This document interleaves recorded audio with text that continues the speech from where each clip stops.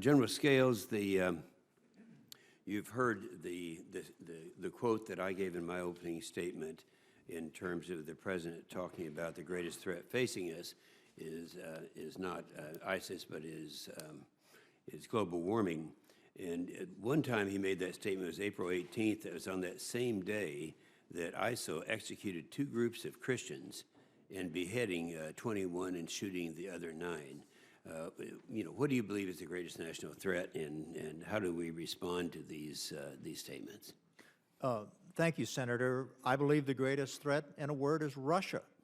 They are the largest existential threat, the most aggressive nation state that we face, and we're seeing a resurgence of aggression, obviously in the Ukraine and Syria and elsewhere, led by Vladimir Putin. Mm-hmm. But what makes this so difficult to deal with, Senator, is that the military today has a whole panoply of additional threats. You mentioned ISIS. How about the Chinese threat to the South China Sea? We haven't begun to speak about the Iranian threat, nuclear threat, which will be on us soon, and what that implies. So soldiers and sailors today are bombarded by a series of global threats and diminishing resources, and to my mind, at least, the additional distraction of focusing on climate change in the midst of all this is simply counterproductive. Now, would you say that the president's focus on climate change, does this impact our ability to execute operations with our allies